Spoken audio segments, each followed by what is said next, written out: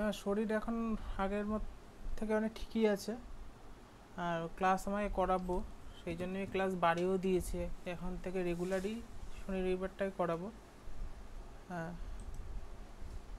না না না, ছিলাম যতটা, তখন একদমই কথা বলতে পারছিলাম না, তাই জন্য আমি তখন করাতে পারিনি। বাট এখন ঠিক আছে, ক্লাস করাবো, কারণ সময়টা অনেকগুলো ক্লাস হয়েছে। আর কোনো এক্সকিউজ নেই যে বেকার বেকার সময় নষ্ট করানো বা কিছু।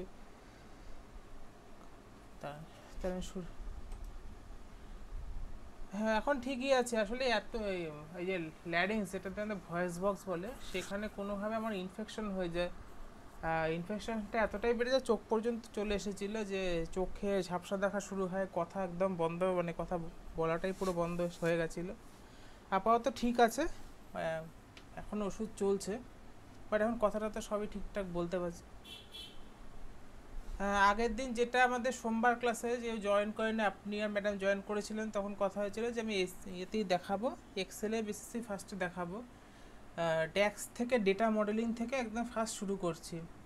আর আপনারা হয়তো সবাই খেয়াল করেছেন, আমি একটু একবার বলে দিচ্ছি। গ্রুপে এবার থেকে রোস্টার আমি দিয়ে দিয়েছি। এই রোস্টারের উপরেই যখন আমার নতুন মাস আসবে, সেখানে রোস্টার আপডেট হয়ে যাবে। তাহলে আমরা আগের থেকে ক্লিয়ার হয়ে যাচ্ছি যে কোন কোন দিন ক্লাস থাকছে। যেমন আজকে 5 তারিখে ক্লাস, আজকে কী টপিক থাকবে, কত ঘন্টার ক্লাস থাকবে, এবং এই টোটাল আমাদের কত ঘন্টা ক্লাস হবে। আর আপকামিং কবে কবে কুইজ এবং পরীক্ষা আছে, সেই ডেটগুলো আমি দিয়ে দিয়েছি, যাতে মেন্টালি প্রিপারেশন বা প্র্যাকটিস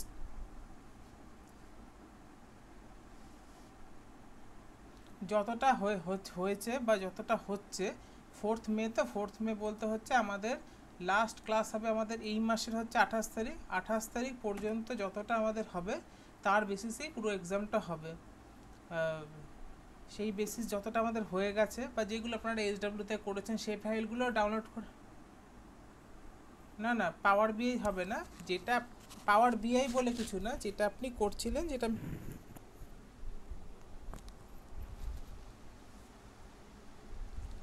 আমি বলছি, আমি একটা বলে নিই, আপনি তারপর বলুন।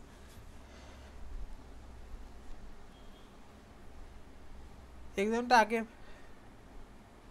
আগে বলতে কবে বলো?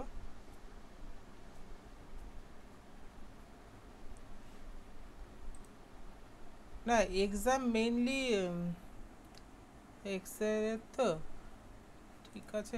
তাহলে তোমরা 28 তারিখে রাখো এক্সামটা। একবার গ্রুপে একবার।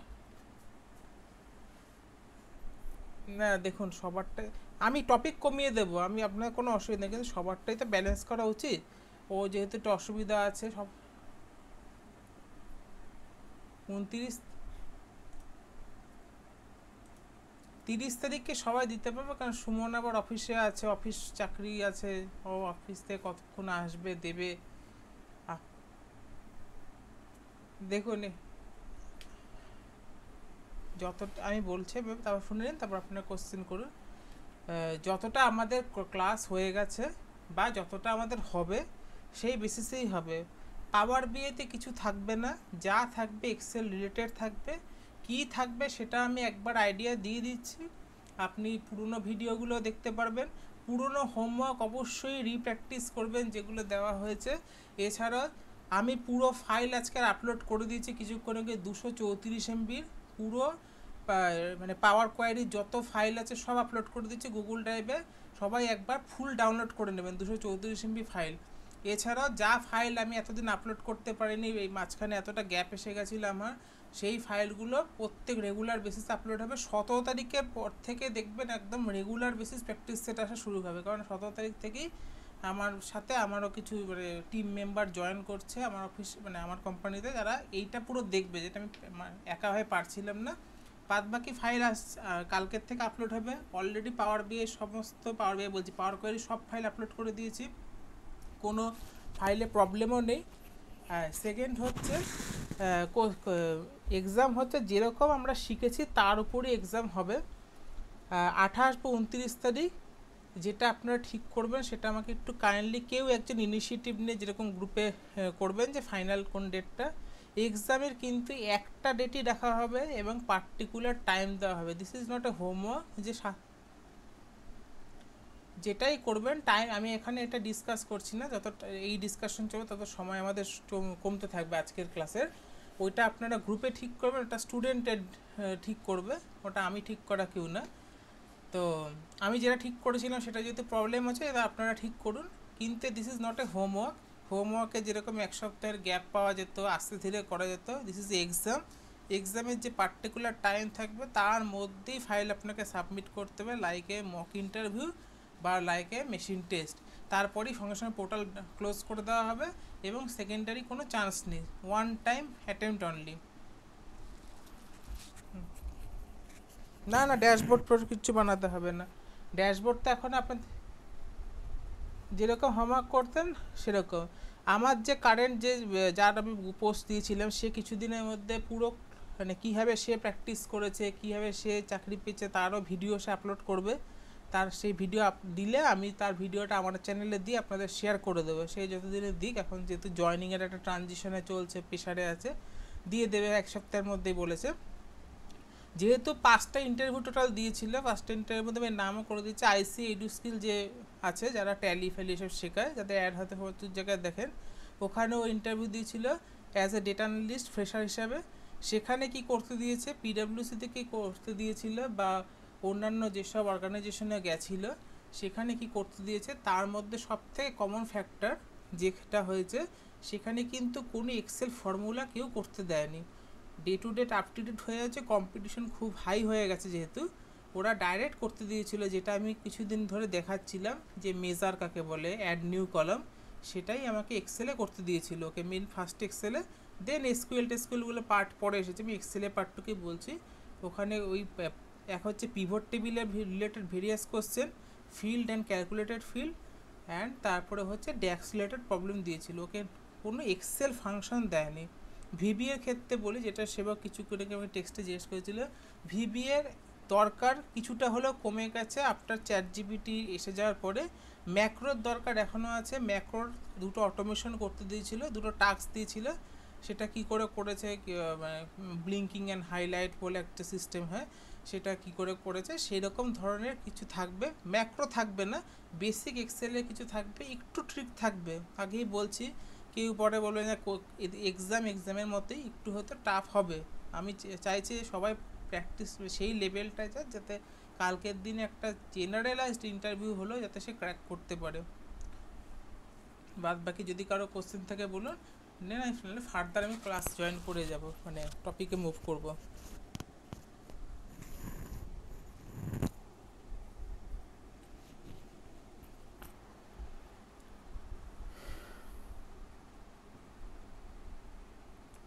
ও ফ্রেশার হয়তো 5.5ও পেয়েছে সিটিসি।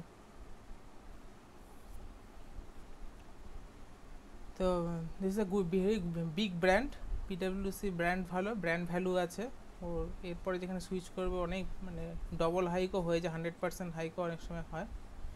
তো যে কোনো ইয়েতেই ব্র্যান্ড ভ্যালু ভালো আছে, কাজের অপরচুনিটি প্রচুর, শেখা জায়গা, যে কোনো জায়গায় শিখলে মোনোটোনাস ওয়ার্ক, যে কোনো এমএনসিতে যখনই যাবে সেখানে হচ্ছে মাল্টিপাল জিনিস চলে আসে, মানে চ্যালেঞ্জিং পার্ট আসে।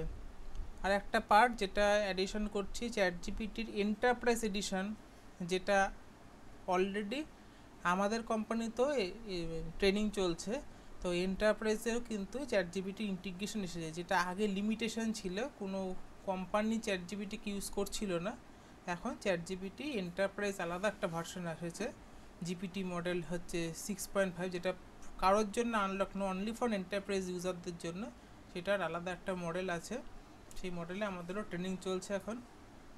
তো কম্পিটিশন হাই হচ্ছে, প্র্যাকটিসটা অনেকটা বেশি রিডিফাইন করতে হবে, এটাই আমার বলা। খুব প্র্যাকটিস, মানে সবাই তখন তো শিখছে, কেউ কোথাও না কোথাও থেকে কেউ না কেউ শিখছে। আর যারা একদম যারা চাকরি করছে না তাদের কাছে টাইমটা বেশি পাচ্ছে তারা প্র্যাকটিস করা, যারা চাকরি করছে বা কোথাও ইনভলভ আছে তাদের কাছে টাইমটা কমে যায়। তো অ্যাডজাস্ট করতে হবে ওটাকে। তাহলে আমি শুরু করছি একদম ডেটা মডেলিং থেকে, বেসিক এক্সেল। আমি এখানে একবার বুঝিয়ে দিই, স্যাটারডে যেমন আজকে আমি ড্যাক্স থেকে শুরু করছি ডেটা মডেলিং, আমি এসকিউএলেরও 2-3টে পার্ট আমি দেখাবো। কেন দেখাবো, মিক্স ইন্টারভিউ হচ্ছে, যেহেতু আগে হতো কি ইন্টারভিউতে মানে টুল হিসাবে হতো, এখন মিক্স ইন্টারভিউ হচ্ছে। আমি যদি একটাও টাচ না করি এখন, একদম এসকিউএল আবার 1 মাস পরে গিয়ে শুরু করি, একটা এসকিউএল একটা সিনটেক্স দেখাবো, একটা জিনিসই 1 সপ্তাহে করবো, তাতে হবে কি আমার অপটিমাইজেশন হবে ব্রেনটার। বাদ বাকি আমরা ফোকাস আছি এখন এক্সেল এবং পাওয়ার কোয়ারিতেই ফোকাস আছি। দেন আমরা ভিভিএতে যাব, আর পাওয়ার কোয়ারি করলেই আমাদের পাওয়ার বিয়ের প্রায় 55 থেকে 60% হয়ে যাচ্ছে। মেইন থাকছে আমাদের কাছে ড্যাশবোর্ড, রিপোর্টিং অ্যান্ড অটোমেশন পার্টটা।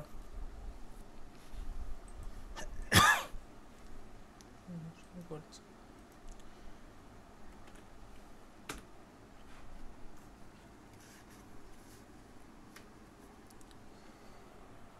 তো ভার্বাল ইন্টারভিউতে যাদের ইংলিশে কোনো রকম কথা বলাতে প্রবলেম আছে, জড়তা আছে, তাদের জন্য একটা টিপস অ্যান্ড ট্রিক, তারা টেড টক্স বলে একটা চ্যানেল হয়, টেড টক্স ইউটিউবে, তার ইংলিশ বারবার দেখুন, দেখে ওইটাকেই বলার চেষ্টা করুন, কারণ ইন্টারভিউ সব ইংলিশে হচ্ছে। এবং ভালো ভালো যদি ম্যানেজারের হাতে পড়ে, তার কথাবার্তার টোন অন্যরকম, সেটা ধরতে অনেকে সমস্যা হচ্ছে, অনেক ভালো স্টুডেন্টও ধরতে পারছে না, তাই অল কমিউনিকেশন ইন ইংলিশ না। তো আমি এখানে বাংলাতেই করাচ্ছি। যেরকম আগে হচ্ছে আমাদের শুরু হচ্ছে ডেটা মডেলিং। আগে আমি জিনিসটা বোঝাচ্ছি, তারপরে আমরা কাজে যাব। ডেটা মডেলিং কি, আগে আগে আমরা কি বুঝিয়েছিলাম, যে ডেটা মডেলিং হচ্ছে যে kind of a certain data, যেটা হচ্ছে আমাদের কাছে হয়তো কোনো সিএসভি, এক্সেল, এসকিউএল, জেসন, যেরকম চ্যাট জিপিটিতে দেখেছিলাম ড্যাশবোর্ড, তাহলে কী হচ্ছে জেসন ফাইল তৈরি হচ্ছে। জেসন ফাইল তৈরি হচ্ছে, সেটা কোথাও আমরা যখন ইম্পোর্ট করছি কোনো পার্টিকুলার টুলে, তখন সেটা যে আমাদের কাছে পাওয়ার কোয়েরি এডিটরের মাধ্যমে যখন ওপেন হচ্ছে, তার মানে একটা মডেল ক্রিয়েশন হচ্ছে। কিছুক্ষণ টাইম নেয়, অ্যাভারেজ রেন্ডার টাইম মডেলের হচ্ছে 2 থেকে 5 মিনিট নেয় মডেল ক্রিয়েশন। মডেলটা আসলে কি, আসলে এই যে ডেটাটা, আমরা তো আনএডিটেবল ডেটা, এটা এক্সেলের মতো তার এডিট করতে আমরা পারবো না। এটা সার্টেন কোনো একটা সেকশনে আমার হার্ড ডিস্কে বা কোনো সার্ভার এন্ডে সেটা সিকিউর পজিশনে আছে, যেটা আমরা ডাইরেক্ট এডিট করতে পারবো না, ডাইরেক্ট অ্যাক্সেস করতে পারবো না। অ্যাক্সেস করতে গেলে আমাকে সার্টেন টুল, যেরকম পাওয়ার বিআই, এক্সেল, সেইটা দিয়ে ওপেন করতে হবে। তাহলে এটা কি হচ্ছে, এটা সিকিউর অ্যান্ড এনকোডেড ফরম্যাটে আছে। এবার তাহলে ডেটা মডেলিং কেন করা দরকার, তার থেকেও দরকার জানা আমাদের ডেটা মডেলিংয়ের স্টেপস কী। এই যে ডেটা মডেলিং আমাদের এখান থেকে যে বেসিক থেকে শুরু করছি, এইটাই হচ্ছে একজন data analyst, business analyst, operation analyst, process analyst, এইগুলো যে ওয়ার্ডগুলো আছে, এর এই কাজই হচ্ছে এই হচ্ছে ডেটা মডেলিংয়ের কাজ। প্রথম হচ্ছে আন্ডারস্ট্যান্ড দ্য ডেটা, ডেটাটাকে বোঝা। ধরুন আজকে যে কোনো পরীক্ষা ওএমআর ইউজার, বিভিন্ন কম্পিটিটিভ এক্সাম ওএমআর ইউজার, ওএমআরের ডেটাকে ক্যাপচার করা হয়, সেটা এক্সেল ফরম্যাটে পরে পুশ করা হয়, যেটা আলটিমেটলি সমস্ত রো বেসিস, নাম্বার বেসিসে গিয়ে একটা সিকোয়েন্স হয়ে আসে, যেখান থেকে রেজাল্টটা পাওয়া যায়। কারণ ওএমআর পড়ে পড়ে তো কেউ বলতে পারবে না, ওএমআরটা অটোমেটেড সিস্টেমে, বাল্ক সিস্টেমে রিড করা হয়, অপটিক্যাল ম্যাগনেটিক রিডার সামথিং বলা হয়, পুরো অ্যাব্রিভিয়েশন মনে নেই, ওইভাবে রিড করে নেওয়া হয়। তার মানে আমার ডেটাটা বুঝতে হবে কোন ডেটা কোথায় কীভাবে দিচ্ছে। যেরকম যে কোনো এডুকেশন ইনস্টিটিউটে যদি আপনি ইন্টারভিউতে যান, সেখানে কী ধরনের দেবে ডেটা, যে কতজন অ্যাপ্লিকেন্টস ইন্টারেস্ট শো করেছে, কতজন জয়েন করেছে, কতজন হচ্ছে ক্লাস এখন করছে। সেম জিনিস যদি অ্যাপেলো বা মেডিকাল মতো হসপিটালে কেউ কাজ করে, যাদেরকে বলা হয় ওখানকার ক্ষেত্রে অপারেশন অ্যানালিস্ট, যাদের অ্যাপেলোতে বা মেডিকাতে কাজ করে, তারা কি করছে, কত তাদের কাছে পেশেন্ট আসছে, কত আউটডোরে আছে, এমার্জেন্সিতে আছে, কেউ আইসিইউতে আছে, এই হিউজ চাঙ্কস অফ ডেটা, তার সেই ডেটাটা উপরে তাদের রেজাল্ট ডিফাইন্ড হচ্ছে। সেই জন্যই তারা বলতে পারে, বা কোভিডের সময় দেখেছি কার কত বেড আছে, কার কত বেড কমছে, তার মানে কোথাও কি এটা লাইভ ইনপুট হয়েছিল ডেটাটার, ইন এ সেকেন্ডসে প্রত্যেকটা হসপিটালে দেখা গেছিলো যে কোথায় কত বেড আছে, কোথায় বেড কমে যাচ্ছে। এ হচ্ছে আন্ডারস্ট্যান্ডেড ডেটা। দেন আমার পার্ট হচ্ছে যেগুলো সবগুলো আমি করিয়েছিলাম, লোড দ্য সিলেক্টেড ডেটা, ডেটাকে লোড করা। লোড ফরম্যাট কি? লোড মাল্টিপাল ফরম্যাটে হতে পারে। আমরা শুধু দেখেছি এখনও পর্যন্ত দুরকম ফরম্যাট। এক হচ্ছে ডাইরেক্ট এক্সেল ওপেন করা, সেকেন্ড হচ্ছে ইম্পোর্ট করা, থার্ড হচ্ছে আমরা 3 নম্বর ক্লাসে গিয়ে দেখব যেটা হচ্ছে এসকিউএলে যখন আমরা কোনো ডেটাকে ইনপুট করি। ধরুন কোনো গভর্নমেন্টের কোনো প্রজেক্ট আসলো, গভর্নমেন্টের এরকম প্রজেক্ট আসে বিভিন্ন এমএনসির কাছে, পিডাব্লিউসি, কেপিএমজি, বিভিন্ন অডিট ফাইল। গভর্নমেন্ট ডাইরেক্ট তাকে ইন্টারনেট কানেক্টিভিটির মাধ্যমে সব জায়গায় দেয় না, কারণ this is A secured nature. Government হয়তো এখনকার দিনেও সিডি ড্রাইভ বা পেন ড্রাইভে আসে সিএসভি ফাইল। সিএসভি ফাইল আসলো, এবার যে কোম্পানিকে দিল বা এজেন্সিকে দিল, সে তার একটা ডেটাবেস ক্রিয়েট করবে ফর দিস প্রজেক্টসটা কী করবে, ওই ফাইলটাকে ডেটাবেসে আগে নেবে, দেন এই ডেটাবেসটাকে অ্যাক্সেস দেবে তাদের বিভিন্ন টিম মেম্বার যারা এই কাজটা করবে, এই প্রজেক্টের যারা টিমে থাকবে, হয়তো 1 বছরের প্রজেক্ট। তাহলে এই যে সিএসভিটাকে আমরা এতদিন কি দেখেছি, এসকিউএল থেকে ফাইল নিতে, এরপরে 3 নম্বর ক্লাসে গিয়ে আমরা দেখব ফাইলকে আবার এসকিউএলে কী করে পুশ আপ করতে হয়, একটা ফ্রেশ এসকিউএলে কী করে ফাইল দিতে হয়, সেটাই হচ্ছে লোড ডেটা। দেন হচ্ছে ডিফাইন রিলেশনশিপ। সব থেকে দরকার হচ্ছে রিলেশনশিপ, যা আমি বারবার পড়িয়েছি। পরে কারোর অসুবিধা থাকলে তখনই বুঝিয়ে দেবো, 1 to many, many to one, inner join, left outer, right outer. Then হচ্ছে ট্রান্সফর্ম অফ ডেটা, এইগুলো করানো। ট্রান্সফর্ম অফ ডেটা কি, যা আমরা পাওয়ার বিআইতেও দেখেছি, আবার এক্সেলও আমরা একই জিনিসই দেখব যদি এক্সেলও করি।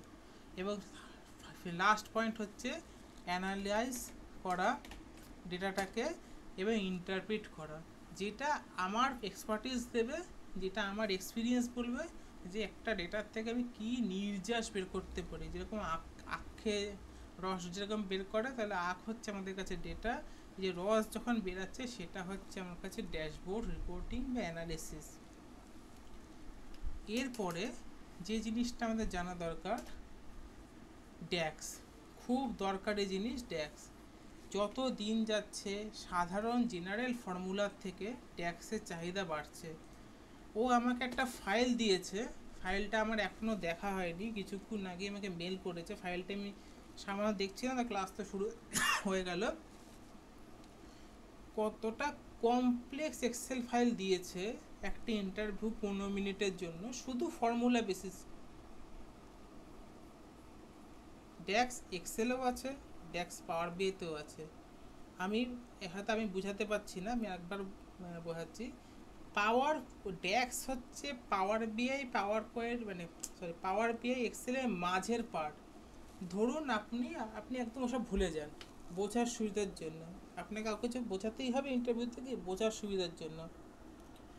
ধরুন আপনি আজকের দমদম মেট্রো স্টেশন গেলেন, দমদম মেট্রো স্টেশনে দমদম প্ল্যাটফর্ম থেকে নামছেন, যে মুহূর্তে টিকিটটা পাঞ্চ করছেন বা স্মার্ট কার্ডটা পাঞ্চ করছেন, তার আগে পর্যন্ত আপনি কি ছিলেন, মেট্রো স্টেশনের মধ্যেই ছিলেন। ওটা হচ্ছে আপনার প্ল্যাটফর্ম টু মেট্রো স্টেশন ঢুকছে, মাঝখানে কি পড়লো, এন্ট্রি পয়েন্ট লেখা আছে কি দক্ষিণেশ্বর যাওয়ার এদিকে গেট, কবি সুভাষ যাওয়ার এদিকে গেট। যেই পাঞ্চ করলেন সঙ্গে সঙ্গে মেট্রো জোনে ঢুকে গেলেন। এই যে মাঝের পার্টটা, এই মাঝের পার্টটা হচ্ছে আমার কাছে পাওয়ার কোয়ারি। তার মানে পাওয়ার কোয়ারি দু পার্টিই আছে, যা রেল স্টেশনেও আছে, দমদম স্টেশন আর দমদম মেট্রোর যে ইন্টারসেকশন মানে সম্মিলিত পার্টটার মাঝখানেই আছে। ড্যাক্সও সেরকম, ড্যাক্স হচ্ছে ওই মেট্রো রেলের গেটটা। ড্যাক্স তা এক্সেলেও আছে, ড্যাক্স তা পাওয়ার বিআইতেও আছে, এবং সেম জিনিসই আছে। এক্সেল থেকে পাওয়ার বিআইতে যখন আমরা মুভ করেছি, জাম্প মেরেছি এক্সেল করতে করতে, যেই পাওয়ার বিআই মাঝে আসলো, মাইক্রোসফট ওইভাবেই বানালো এক্সেলের। তখন এক্সেলে তখন কোনো ড্যাক্স ছিল না। আপনি যদি পুরনো এখন পাবেন না ফাইল, 2015-তে যখন পাওয়ার বিআই প্রথম টেস্টিং ফাইল এসেছিলো, লোগো আলাদা ছিল, তখন পাওয়ার বিআই একদম অন্য আসছিল। এবার কি হলো অসুবিধা, কেন এত পরে গিয়ে পপুলার হলো পাওয়ার বিআই? তখন পাওয়ার বিআই নিজস্ব কোনো ল্যাঙ্গুয়েজ ছিল না, এক্সেলের সাথে পাওয়ার বিআইয়ের কোনো কমন পয়েন্ট ছিল না, ইউজার ইউজ করতে পারতো না, বুঝতেই পারতো না। তখন আবার পাওয়ার বিআইকে পরে আপডেট করা হয়, দু জায়গাতেই আসলে পাওয়ার কোয়ারি, পাওয়ার পিভট এবং ড্যাক্স, মানে দুটোকেই মাঝখানে কানেক্ট করে দিল। তাহলে এক্সেলের ইউজার সেই জন্য পাওয়ার বিআইতে মুভ করতে পারলো, তাই জন্য পাওয়ার বিআই পপুলার। দুটো জায়গাতেই আমার কাছে ড্যাক্স আছে। সেই ফাইলটা যে দিয়েছে পুরোটা দেখতে পারিনি, যতটুকু আমি দেখলাম কত কমপ্লেক্স টু কমপ্লেক্স বেসিক কাজ দিয়েছে, কিন্তু ফর্মুলার উপর ফর্মুলা। অনেকে হয়তো চ্যাট জিপিটিতে দেখতে পাচ্ছে যে হোয়াট ইজ দি ইম্পর্টেন্ট, মানে মোস্ট ইম্পর্টেন্ট ফর্মুলা কি, ম্যাক্স মিন অ্যাভারেজ। এইটা দিয়ে কোথাও কাজ হবে না, না কোনো ইন্টারভিউ করা হবে, না প্র্যাকটিক্যাল লাইফে কাজ হবে। ওখানে ফাইলে যখন আমি দেবো বা যখন পরীক্ষাতেও আসবে তখন বুঝতে পারবেন যে ফাংশনের আর ফর্মুলার কাজও কী, আবার ড্যাক্সের কাজও কী। আমরা ড্যাক্স শুরু করছি।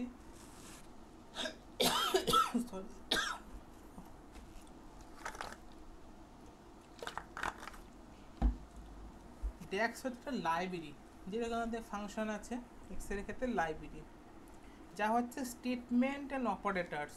স্টেটমেন্ট মানে হচ্ছে যেরকম ড্যাক্সের ক্ষেত্রে আছে লিস্ট ডিস্টিংক্ট, ধরুন আপনাকে কিছু জিনিসের ডুপ্লিকেট ভ্যালু বের করতে দিয়েছে বা ডুপ্লিকেটগুলোকে ছাঁটাই করতে দিয়েছে। একবার আপনি এক্সেল না টাচ করে ভাবুন কী করে করবেন। একটা এক্সেল ওপেন করতে হবে, যে টোটাল রেঞ্জে আপনার ডুপ্লিকেট ভ্যালু আছে সেটাকে সিলেক্ট করবেন, যাবেন ডেটা নামক একটা হেডারে, এই যেরকম এক্সেলে যেরকম থাকে ডেটা রিবন্সে যাবেন, ওখানে দেবে রিমুভ ডুপ্লিকেটস।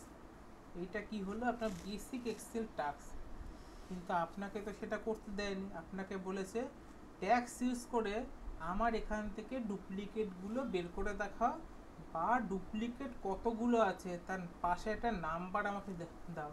হয়তো কলকাতা 3বার লেখা, তাহলে কলকাতা সমান সমান 3 লিখতে হবে, মানে 3 আসতে হবে নিউমেরিক্সে। এই ক্ষেত্রে আমার কাছে কোনো ফাংশন আর ফর্মুলা কাজ করবে না, আমার কাছে কি ইউজ করতে হবে, লিস্ট ডট ডিস্টিংক্ট বলে একটা ড্যাক্স আছে, সেটা ইউজ করতে হবে।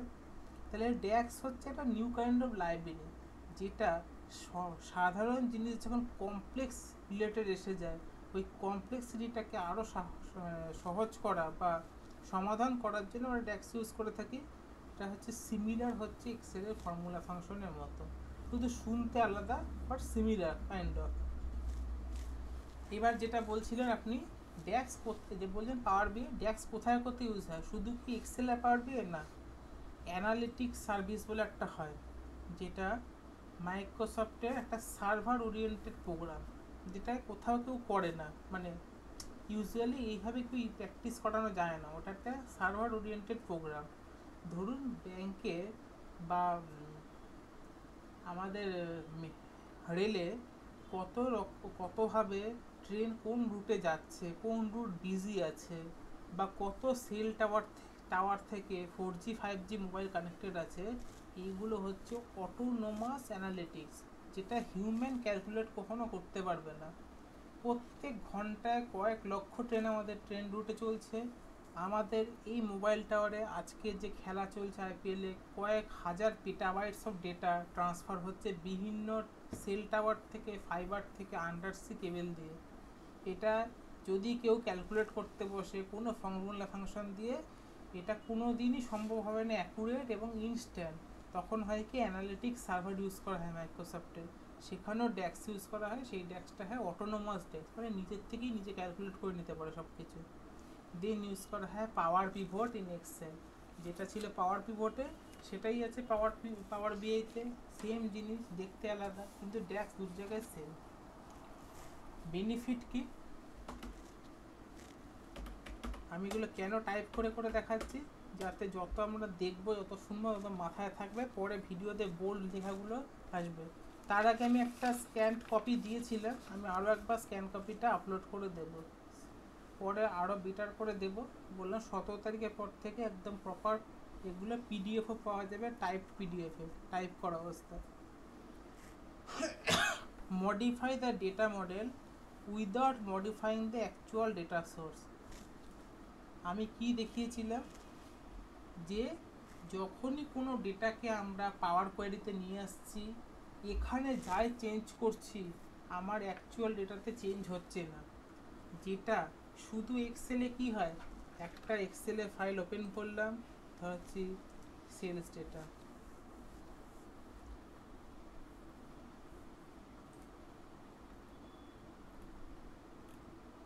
এই ফাইলটাই তো পাঠিয়েছে,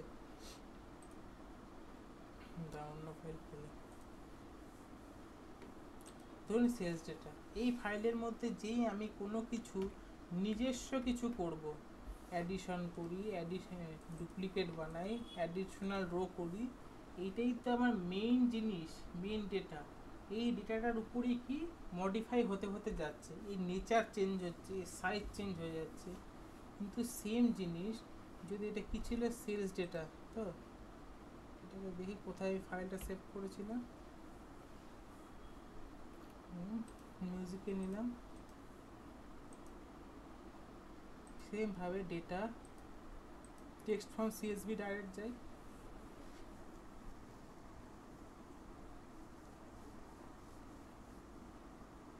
সেলস ডেটা ইম্পোর্ট,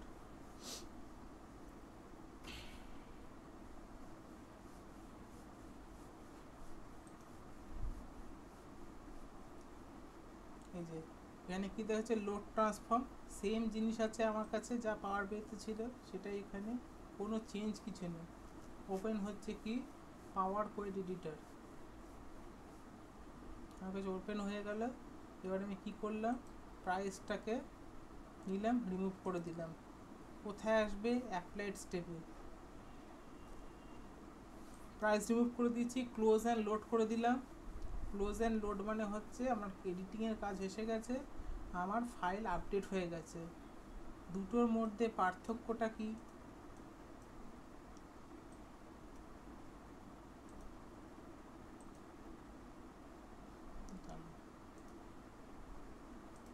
এই সেলস ডেট ছিল, এটার মধ্যে থেকে নিয়েছিলাম, এই ফাইলটাই তো নিয়েছিলাম। এখানে আছে কি প্রাইস আছে, এটাতে কি প্রাইস আছে, তাই বলে এখানে যেহেতু চেঞ্জ করেছি, আসল ডেটা তো এটাতে মাস্টার ডেটা, এটাতেও কি চেঞ্জ হয়েছে, কখনোই হবে না। যখনই আমরা পাওয়ার কোয়েরিতে নেব, ইউজুয়ালি মানে যেটা আমরা ড্যাক্সে ইউজ করব, মাস্টারে কখনো এফেক্ট করবে না। সেকেন্ড, আরও একটি ইম্পর্টেন্ট পয়েন্ট, যেটা ইন্টারভিউতে জিজ্ঞেস করার চান্স হাই, এইটা আমার কাছে যদি রেঞ্জ ডেটা থাকে বা সিএসভি ডেটা থাকে, সিএসভি ডেটাই ছিল, রেঞ্জ ডেটা, রেঞ্জে কি হয়, কোনো কালার থাকে না। যখনই আমি লোড করব কোনো ফাইলকে using the power query or data যেভাবে আমরা নিচ্ছি ইম্পোর্ট, অটোমেটিকলি এটা টেবিল ফরম্যাট হয়ে যাবে। এটা কি হয়েছে, টেবিল ডিজাইন হয়ে যাচ্ছে। সঙ্গে অ্যাডিশনাল কি একটা হবে, কোয়ারি। কোয়ারিতে আমি শিখিয়েছিলাম যে ডুপ্লিকেট রেফারেন্স কি, আমি আরও একবার বলে দেবো, ডুপ্লিকেট রেফারেন্স কি, লোড টু কি, রিফ্রেশ কি, তাহলে রেঞ্জ থাকলে অটোমেটিক্যালি টেবিল হয়ে যাবে। এবার হচ্ছে ড্যাক্সের প্রকারভেদ। ড্যাক্স আবার কত রকমের হয়, ইউজুয়ালি প্র্যাকটিসটা বেশি করতে হয় মেজার্সের। মেজার্স কি জিনিস, ধরুন কোনো গভর্নমেন্ট এক্সাম হচ্ছে, যাকে আমরা কম্পিটিটিভ এক্সাম বলি। এবার কম্পিটিটিভ এক্সামের পরে সমস্ত সেট, হয়তো 10টা সেটের পরীক্ষা হয়েছে, 10টা সেট পরীক্ষা হওয়ার পরে এটা স্ট্যাটিস্টিক্যাল ম্যাথামেটিক্স ক্যালকুলেশন করে, যে বোর্ড পরীক্ষা নিচ্ছে, যে বিভিন্ন সময় তো বিভিন্ন সেটসে কোনোটা সহজ হয়েছে, কোনোটা কঠিন হয়েছে, হবেই, এটা আপ ডাউন করে, তার একটা নর্মালাইজেশন করা, নর্মালাইজ করে ফেলা, যে পরীক্ষাটা সবচেয়ে বেশি টাফ হয়েছিল, হয়তো আজকের দিনে শনিবার 10টার পরীক্ষাটা খুব টাফ হয়েছে, আবার একটার যে সেটটা অনেকটা সোজা হয়েছে, তাহলে 10টার যারা পরীক্ষা হয়েছে সেখানে যে মার্কস যে পাবে, যে পাচ্ছে, আর একটার পরীক্ষা যে দেবে সে বেশি মার্কস পেয়ে যাবে, তাহলে দুটোকে আমাকে সেম করতে হবে। সেম করতে গেলে আমার 10টার পরীক্ষাতে স্টুডেন্টদেরকে কিছু মার্কস এক্সট্রা দিতে হবে। এইটাকে বলা হয় নর্মালাইজেশন। এই নর্মালাইজেশন কি করে করে? একে মেজার্স নেওয়া হয়। মেজার্স কীভাবে নিয়েছে? যে কোন কোন সেটের পরীক্ষা টাফ হয়েছিল, কোন কোন সেটের পরীক্ষা সোজা হয়েছিল, এটাই মেজার্স ছিল ওদের কাছে। সেরকম ডেটাকে মডিফাই কাজ করতে গেলে আমাকে যেতেই হবে কোথায়? মেজার্সে। এবার ড্যাক্সের প্রকারভেদ কত রকম? ড্যাক্স আসলে 4 রকম কাজ করতে পারে। এক হচ্ছে মেজার্স, যেটা সব থেকে বেশি আসবে, চাকরি ক্ষেত্রেও আসবে, কাজের ক্ষেত্রেও আসবে, ইন্টারভিউতে এটাই সবচেয়ে আসে। নেক্সট হচ্ছে ক্যালকুলেটেড কলাম, সেটা তুমি করে দেখিয়েছি অল্প অল্প। ক্যালকুলেটেড টেবিলস, টেবিলস করানো হয়নি। এবং হচ্ছে row level security. Row level security কি? আমি ফাইল একটু রেডি করেই বসেছি যাতে ভালোভাবে পড়ানো যায়। আগে আমি কনসেপ্ট বোঝাই, তারপরে আমি পড়ানোর টাইম তো আছে। হ্যাঁ, ড্যাক্স 4 রকমভাবে কাজ করে। এক হচ্ছে মেজার্স, দেন হচ্ছে ক্যালকুলেটেড কলম। ক্যালকুলেটেড কলম কি?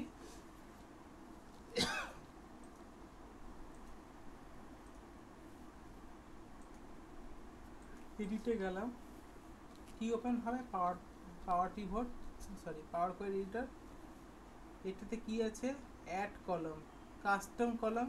আমরা কাস্টম কলম নিয়ে প্র্যাকটিস করেছিলাম আগে, যে কটা ক্লাস আমাদের হয়েছিল, সম্ভবত 4টে ক্লাস হয়েছিল। ক্যালকুলেটেড কলম করেছিলাম, সেটাই হচ্ছে অ্যাডিশনাল কলম যখন আমরা অ্যাড করি সেটা হচ্ছে ক্যালকুলেটেড কলম। দেন হচ্ছে ক্যালকুলেটেড টেবিল। ক্যালকুলেটেড টেবিল কি? বিস্তারিত আসছি। ক্যালকুলেটেড টেবিল হচ্ছে যখন টেবিল রিলেটেড আমাদের ক্যালকুলেশন হয়, যেরকম কখনো যদি টেবিলকে মার্জ করতে হয়, অ্যাপেন্ড করতে হয়, তারপরে যদি কখনো ক্যালকুলেশন করতে হয়। নেক্সট হচ্ছে রো লেভেল সিকিউরিটি। তাহলে সবার আগে আমরা মেজার্সটা কি আসছে তার প্রপার ডেফিনেশনটা জানি। মেজার্স হচ্ছে ডাইনামিক ক্যালকুলেশন, যা হচ্ছে ডিপেন্ড করবে কনটেক্সটের উপরে। ডাইনামিক ক্যালকুলেশন যেরকম আমি বোঝালাম, যে কোনো জিনিসের ডুপ্লিকেট বের করতে হবে কি করে। কোনো ডেটা আমার কাছে আসলো, প্রচুর ব্ল্যাঙ্ক ভর্তি করা আছে। ধরুন কোনো একটা লোক যার এজ 70 বছর, সে এসবিআই থেকে একটা ফর্ম ফিল আপ করেছে পাবলিক প্রভিডেন্ট ফান্ডের উইথড্রলের জন্য। এবার সরকারি ফর্মে আপনারা দেখবেন যে ব্লক থাকে। কেন ব্লক থাকে? কেন যদি ব্লক থাকে, কেন ব্লক কেন দেওয়া হয়? এমনি প্রিন্ট করে দিলে হয় না যে নাম ড্যাশ? ব্লক দেওয়া হয় যখন একজন অপারেটর সেটাকে এন্ট্রি করে, যেহেতু আমাদের দুটো চোখ একটা সেন্টারয়েডে মেজার করে, একটা ব্লক ব্লক পড়তে সুবিধা হয়, তাহলে সে তাড়াতাড়ি টাইপ করতে পারবে, না হলে সে বারবার কনফিউজ হবে। সে ব্লক ধরে এন্ট্রি করেছে। এবার হয়েছে কি, যে লিখেছে সে প্রচুর ব্লকে ফাঁকা দিতে গেছে, হয়তো তার নামের প্রথম অক্ষর লিখেছে, দুটো ব্লক ফাঁকা দিয়ে দিয়েছে, আবার পরের অক্ষরটা লিখেছে, বয়স্ক লোক। এবার যে এন্ট্রি করছে সেও হয়তো দেখেনি, সে একদম মানে বন্দে ভারত স্পিডে টাইপ করে বেরিয়ে গেছে, ফাঁকা টাকা যা ছিল সেটা ওদের ট্যাব সিস্টেম এন্ট্রি আর ট্যাব দিয়ে দিতে চলে গেছে। আপনার কাছে এসেছে পাবলিক প্রভিডেন্ট ফান্ডের ডেটা, দেখাচ্ছি একবার। এটা আমি দেখাতে পারবো না।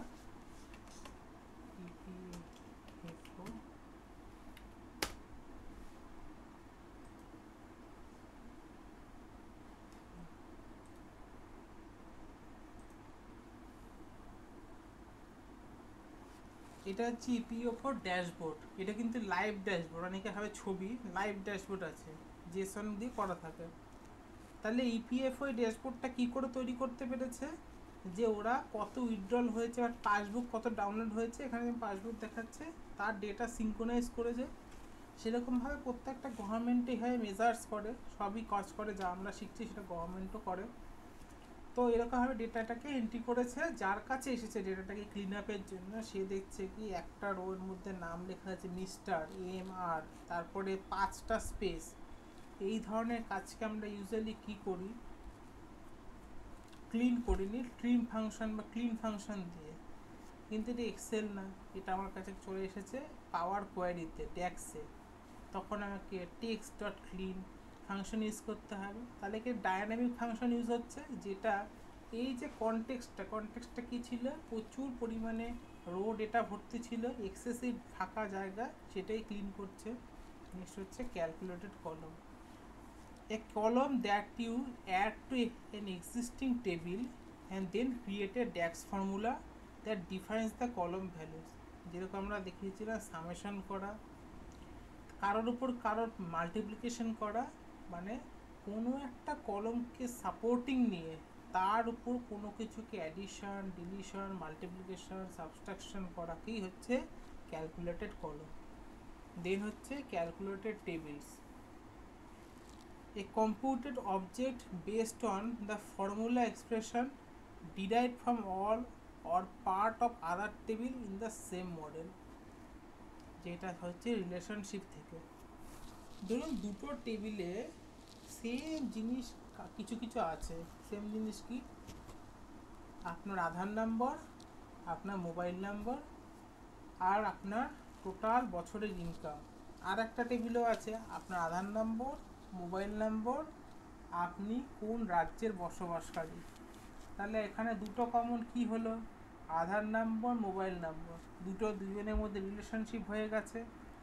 এবার আপনি চেষ্টা করছেন বের করার যে আপনার স্টেট ওয়াইজ টোটাল ডিপোজিট মানি কত, টোটাল ইন্ডিভিজুয়ালসের ডিপোজিট মানি কত, মানে ওয়েস্ট বেঙ্গলে টোটাল যত লোক ব্যাংকে টাকা রেখেছে তার টোটাল ডিপোজিট ভ্যালু কত, সেভিংস কত, মানে সরকার বের করে না প্রত্যেক কোয়ার্টারে যে সেভিংস কমে যাচ্ছে লোকেদের।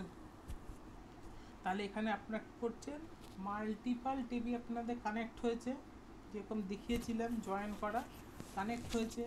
কানেক্ট হওয়ার সাথে সাথে এক সেকেন্ড, কানেক্ট হওয়ার সাথে সাথে আলটিমেট আপনি রেজাল্ট বের করছেন আরও একটা টেবিল সাপোর্টিংয়ে, সেটা হচ্ছে ক্যালকুলেট কল টেবিল, যেরকম আমরা মার্জ বা অ্যাপেন্ডও করে থাকি। আর সবচেয়ে জিনিস ইম্পর্ট্যান্ট যে রো লেভেল সিকিউরিটি। আমরা ইফের ফর্মুলা করতে গিয়ে সব থেকে এখনও পর্যন্ত মানে একই জিনিস বলা হয়েছে, এটা যে true false. Row level security হচ্ছে এটা বুলিয়ান ভ্যালু। বুলিয়ান ভ্যালু বলতে কী বোঝায়, যে কোনো জিনিস ট্রু বা ফলস একেই বলা হয় বুলিয়ান ভ্যালু, ট্রু বা ফলস ভ্যালু। এটাই হচ্ছে আমাদের রো লেভেল সিকিউরিটি। এই বাদবাকি রো লেভেল সিকিউরিটি কী আছে, যখন আমরা ফাইনাল যাব ড্যাক্স তখনই আমরা বুঝতে পারবো। এখন আমরা আসিনি সেই জায়গায় বোঝার মতো, এটা কিছুটা কমপ্লেক্সিটির জিনিস। Sorry, basically row level security হচ্ছে যেরকম আমরা ম্যাচ ফাংশন ইউজ করতাম, পুরোনো ফাইল প্র্যাকটিস করলে মনে করবেন ম্যাচ কাউন্ট করে 0, 1, 2 থেকে, ম্যাচ কাউন্ট করে 0, 1, 2, 3 এইভাবে। আদার এক্সেল এর ফর্মুলা যেরকম ভিলুকআপ বা যে কোনো ফাংশন কাউন্ট করে 1, 2, 3 এইভাবে। তাহলে এখানে অ্যাডিশনাল কি কাউন্ট হচ্ছে 0, এই যে 0 অ্যাডিশনাল কাউন্ট হচ্ছে, তাহলে এর সাথে সমান হচ্ছে না, মানে দুটো তো সেম হচ্ছে না।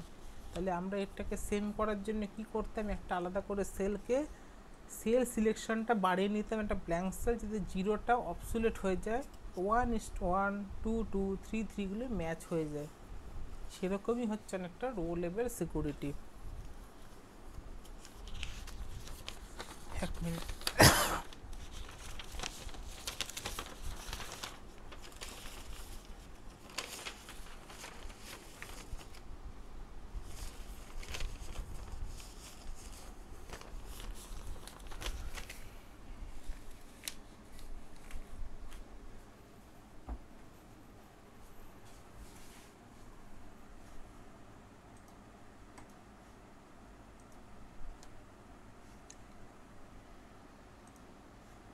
বন্ধ করি।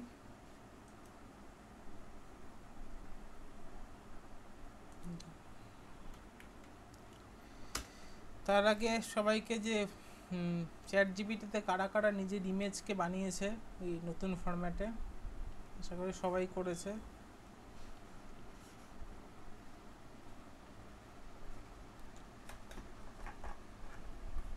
চ্যাট জিপিটির যে নিউ ট্রেন্ড এসেছে গিবলি নাকি একটা বলছে, ওটাতে ইমেজ বানিয়েছেন আপনার ইমেজ ওই যে চ্যাট জিপিটি দিয়ে কার্টুনের মতো? তো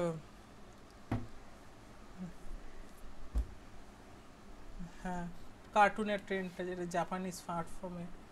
এবার দেখুন, ভাবুন যে আর্টটা আঁকতে 1 মাসের উপর টাইম লাগতো, এটা তো একটা জাপানিজ কোম্পানির নিজস্ব মানে পেটেন্টেড আর্ট, সেটা এআই কত ফাস্ট, মানে ফ্রি অফ কস্টটা বাদও দিয়ে দিই আমরা, উইদিন সেকেন্ডে করে ফেলছে। একজন আর্টিস্ট বানায় যদি আঁকতেও হতো আপনাকে কত সময় লাগতো এটাকে। তো মানুষের চাহিদা আস্তে আস্তে কমে যাচ্ছে, এটা সত্যি কথা। মানে সব রিপ্লেসেবল হয়ে যাচ্ছে, সবই রিপ্লেসেবল।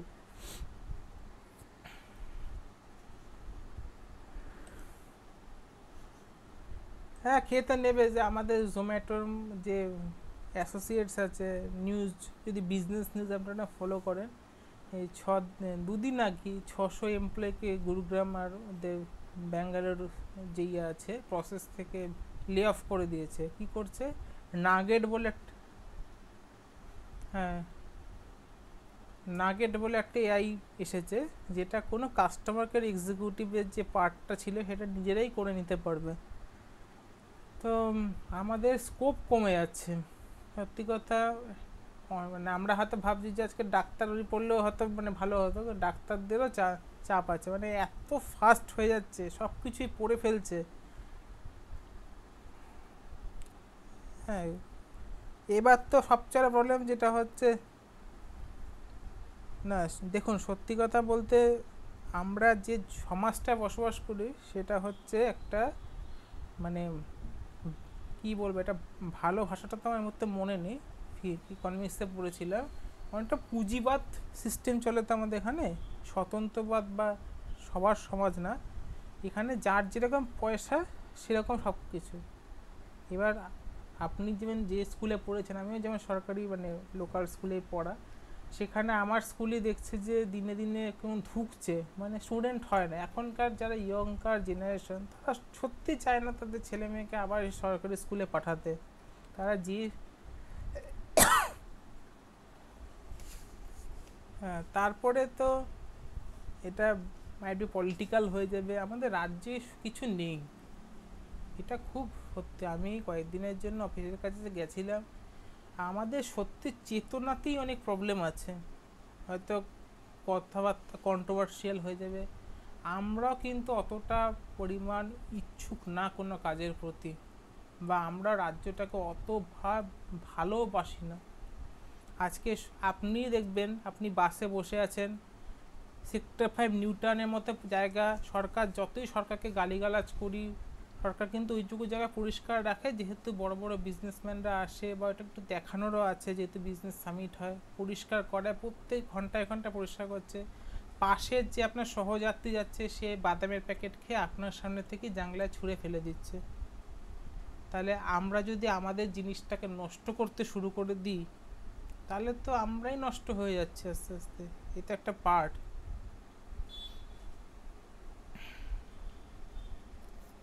সেটা আমি কোনো এখানে কমেন্ট করব না। আমরাও কিন্তু কোনো ইচ্ছুক সেভাবে নেই। আজকে ব্যাঙ্গালোর হায়দ্রাবাদের ছেলে মেয়েদের যে,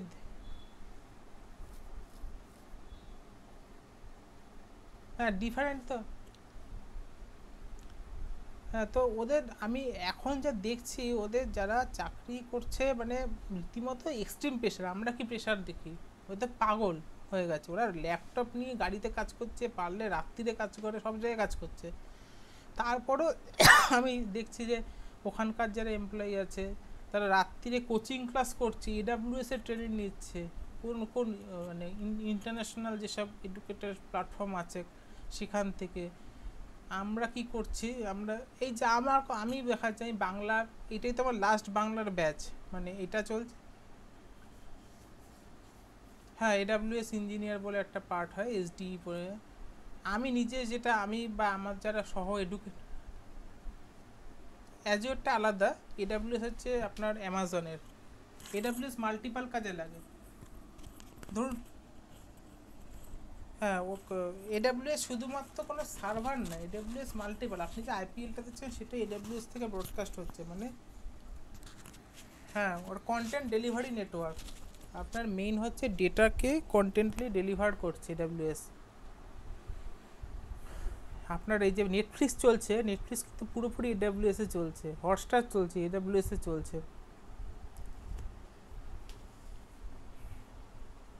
তো এইটা যেমন আমার এটা বা আমার যারা সহ এডুকেটর আছে যারা আমার মতো পড়ায় তাদের সাথে যে কথা হয়, অনেকে তো বন্ধ করে দিয়েছে। বা আমারও যেটা, আমি এটাই আমার লাস্ট হচ্ছে বাংলার ব্যাচ। বাংলা কখনো ব্যাচ পড়াবো না। কেন পড়াবো না, আমার কিছু এখানে স্টুডেন্ট আছে যে রবিবার জয়েন করে, ওর সাথেও কথা হচ্ছিল। বাংলা পড়ার ইচ্ছা কারণ নেই, পড়া কেন, শেখার ইচ্ছা নেই। বাংলায় হচ্ছে সব কিছু ওই আমরা একটু মেতে গেলাম, খেলাধুলা ঠিক আছে, ওই একটা কাজ যা করলাম 5,000 পাই 10,000 পাই হয়ে গেল কোনো রকমে। আসলাম ট্রেনে কিছুক্ষণ ইয়ার্কি মারলাম, অফিসে ইয়ার্কি মারলাম, ব্যাস বছর কেটে গেল। দুর্গাপূজা চলে আসলেই বাঙালি ভুলে যায় একটা বছরের কথা।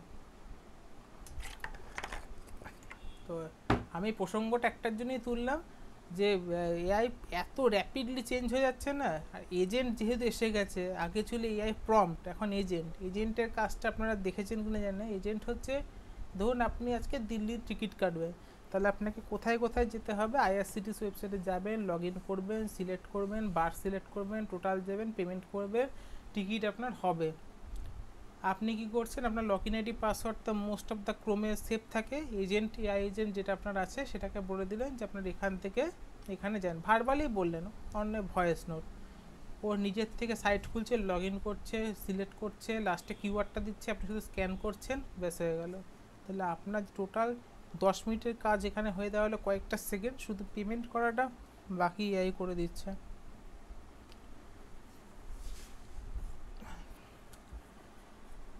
তো আর এআই কিসে চলে আপনারা জানেন? মানে এআই যে কম্পিটিশনটা করে, এটা কি দিয়ে করে, মানে কি ইউজ হয়, মানে মেশিন লার্নিং আর আর মানে হার্ডওয়্যারটা কি ইউজ হয়, একজন বলুন একজন। মানে না, আমি হার্ডওয়্যারটা জিজ্ঞেস করছি, হার্ডওয়্যারটা কি ইউজ হয়?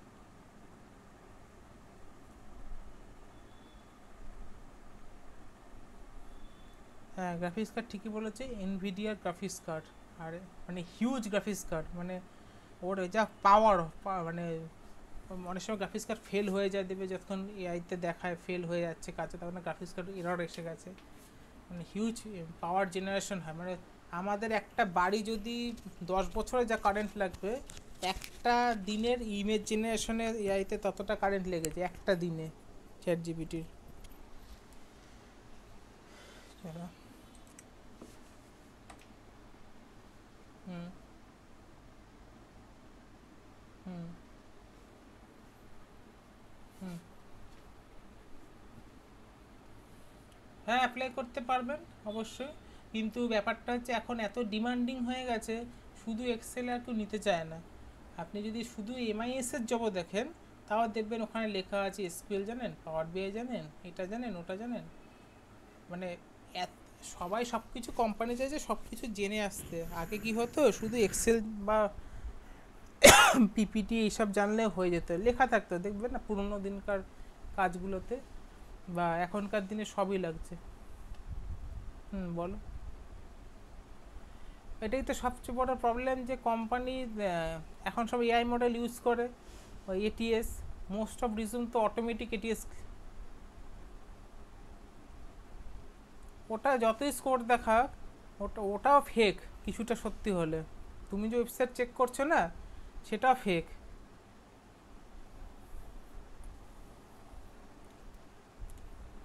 ওই যে আমাদের প্রবলেম তো এটাই। আমার ইচ্ছা আছে জানেন তো, একটা মানে কোম্পানিকে এক্সপোজ করা, কিন্তু লিগাল ব্যাটেলে ঝামেলায় পড়ে যাবো, সেই জন্যই করবো না। আমার একটা স্টুডেন্টকে, মানে ভালো স্টুডেন্ট, ওর কাছে নিজের থেকেই কল করেছে, পুরো প্রোফাইল দিয়েছে, ডেটা অ্যানালিস্টের না, এমআইএসের ভালো পজিশন আছে, সব কিছু পজিশনে লেখা আছে, মানে এমআইএস রিলেটেড যা কাজ হয়, ডেটার কাজ, ডেটা ওয়্যারহাউসে কাজ করতে হবে, তো ভেরি ইন্টারেস্টেড। এই রোদের মধ্যে গেছে সেক্টর 5-এর ওখানে অফিস, যাওয়ার পর ইন্টারভিউ হয়েছে, মেশিন টেস্টে যা দিয়েছে করেছে টরেছে সবই হয়ে গেছে। লাস্টে একটা এন্ড যখন নেগোসিয়েশন হচ্ছে স্যালারি নিয়ে যখন কথা হবে, তখন বলছে আমরা আসলে একটা লোক খুঁজছি যে লোকটা ডেটা ভালো পারবে, কিন্তু তার না পুরো ডেটার কাজ না, তার হবে 20% ডেটার কাজ, তাকে বাকি 80% কাজ করতে হবে, ভেন্ডারের সাথে কথা বলা, তারপরে সেলস টিমের সাথে কাজ করা, মানে অ্যাজ এ টিপিক্যাল আমাদের ভাষায় যাকে বলে সেলস টিম কোঅর্ডিনেটরে কাজ করতে হবে। সে কি তাহলে তাকে ডাকা কেন? এটা তো প্রথম কথা ফেক জব না হলো ফলস ইনফরমেন্ট জব। এই যেটা আপনি বলছেন মোস্ট অফ দেবে, আপনি এখনই একটা নাম্বার দিন, ইন্স্যুরেন্সের কল আসবেই। বাজাজ অ্যালায়েন্সে চাঁদনি চকের অফিস আছে, কোটাকের এখানে অফিস আছে, এখানে হায়ারিং চলছে, এই চলছে, আপনি কিছু করতে হবে না, আপনি জয়েন করবেন, আরও 5টা লোককে জয়েন করাবেন, ট্রেনিং দেবেন, আপনি স্যালারি পাবেন। হ্যাঁ, না না, পেইড মেম্বার হওয়ার কিছু নেই ওগুলো। দেখুন সবাই পেইড মেম্বার খুলেই রেখেছে আপনাকে লোটার জন্য, ওই নকরি পেইডেই যায় না, যে পেইডেই যায়, সবাই লোটার জন্যই চালু রেখেছে। বিজনেসে সবাইকে চালাতে হবে।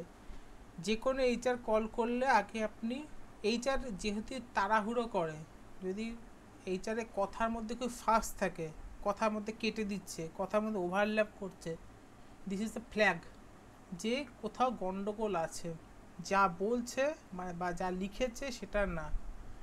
যখনই কোনো মানুষ কথা পুরো না কমপ্লিট করে কারোর কথার উপর ওভারল্যাপ করবে, তার মানে কোনো গন্ডগোল তো আছে। নেক্সট হচ্ছে পুরো এইচআরকে আগে জিজ্ঞেস করবেন অন পয়েন্টে ক্লিয়ার, এই লিখেছেন এই কাজই তো অন্য কাজ, ক্লিয়ারভাবে বলুন। এখানে যদি বলে হ্যাঁ ঠিক আছে এই কাজে যেটাই অ্যাডভার্টাইজ করা হয়েছে সেটাই কাজ হবে, তাহলে যাবেন। যদি না হ্যাঁ হ্যান ত্যান কিছু বলে যাবেন না। ট্রেনের ভাড়া, গাড়ির ভাড়া, নিজের পরিশ্রম নষ্ট করে কোথাও গিয়ে 2-3 ঘন্টা বসে সময় নষ্ট করে আলটিমেট ডেতে রেজাল্ট নেই কোথাও। আমিও যখন গেছি চাকরিতে বা আজও যখন যাচ্ছে, মোস্ট অফ দ্য ফেকই বেরোয়, 80% জব তো ফেকই আছে, যা লেখে তা না। ক্লিয়ার কনসেপ্ট, বারবার কোশ্চেন করবেন, পারলে অন্য নাম্বার ইউজ করবে, কাউকে দিয়ে ফোন করবেন, অনেক সময় ভার্সন চেঞ্জ হয়ে যায়, আপনাকে একরকম বলছে আরেকজনকে একরকম বলছে, এই কয়েকটা তো। এরপরও যদি আপনাকে একরকম বলে এক জায়গায় একরকম করে, সেটা তো সব কিছু মানুষের হাতেও নেই একজনের পক্ষে। But this is the 3 and কি পয়েন্টস যেটা দিয়ে আপনি বুঝতে পারবেন যে এটা ঠিক না ভুল। কোনো রকম ইন্স্যুরেন্স বা মাইক্রো ফাইন্যান্স জাতীয় জবে যাবেন না, ওটা পুরোপুরি সেলসের জব হয়। সে যাই বলুক, কিংবা ডেটার কাজ বলুক, অপারেশন রিপোর্টিং হোয়াট এভার যাই বলুন, আলটিমেটলি তো আপনাকে সেলসেই করতে হবে। যে কোনো ইন্স্যুরেন্স ব্রোকার কোম্পানি হোক, যা পার্কশিটের দিকে আছে, ভবানীপুরের দিকে আছে, বি অ্যাওয়ার, লাইফ ফেল হয়ে যাবে, পাগল হয়ে যাবে, আপনি মেন্টালি হয়ে যাবে। চাকরি দরকার সত্যি সবার জন্য। যা এখন যা সিচুয়েশন হয়ে গেছে, মানে 2 দিন আগে যে একটা ঘটনা ঘটলো, কম্পিটিশন হিউজ। এখান থেকেও কিছু স্টুডেন্ট মানে যারা এমপ্লয়েড ছিলেন, তারা আর কী করবে তখন, তাদের মধ্যে যেটা বেটার আছে হয়তো কিছু কিছু শিখে টিকে বা ট্রাই তো করবে সব জায়গায় গিয়ে, মানে কম্পিটিশনটা আরও সার্ভ হচ্ছে, সার্চ হয়ে আসবে। তো ওই সব দিকে পার্কশিট কোম্পানির মধ্যে বুঝবেন যে ইন্স্যুরেন্স কোম্পানি ভর্তি, ইন্স্যুরেন্স কোম্পানি আছে। হ্যাঁ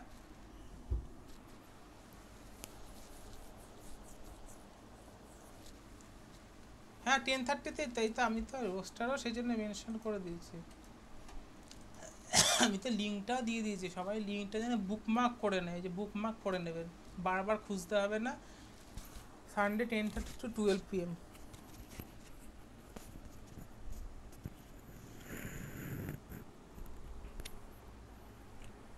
ওয়ার্ক ফ্রম হোমের সিনারিওটা কিছুটা হলো চেঞ্জ হয়ে গেছে। অ্যান্ড যে ওয়ার্ক ফ্রম হোম যেটুকুও 24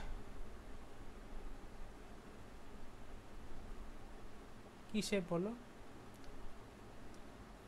হ্যাঁ ডিমান্ড প্রচুর আছে। ইন ডিমান্ড যে কোনো কোম্পানির। হুম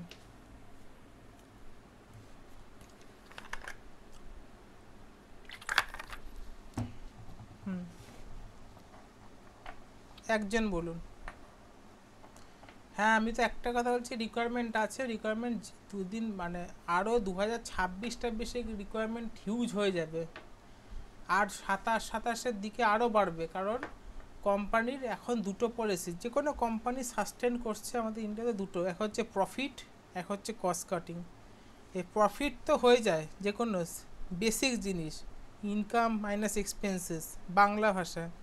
কস্ট কাটিংটাই হচ্ছে একজন ডেটা অ্যানালিস্টের কাজ হয়ে দাঁড়ায়। কোথার থেকে করবে, সে কোম্পানির লোক তাড়াবে না অন্য কিছু করবে, কস্ট কাটিং। এর জন্য হচ্ছে ডেটার মেজার নেওয়া হয়।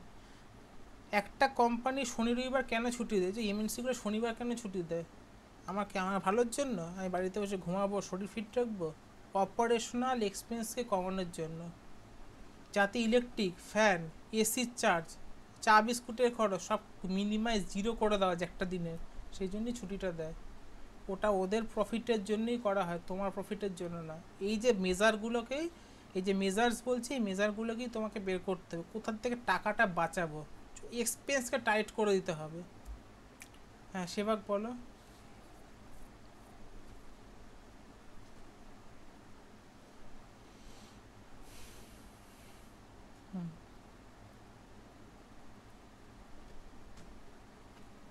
আর কিছু জানতে হয় না। এবার যখন ট্রেন্ড যদি চেঞ্জ হয়ে যায়, ট্রেন্ডের কোনো সীমানা নেই, তা আবার একটা নতুন কিছু চলে আসবে, তখন যদি আবার এসে যায় তখন তা সেটা তো কারোর হাতে নেই। কালকের দিনে একটা দিকে লঞ্চ করলো। হ্যাঁ বা বলো।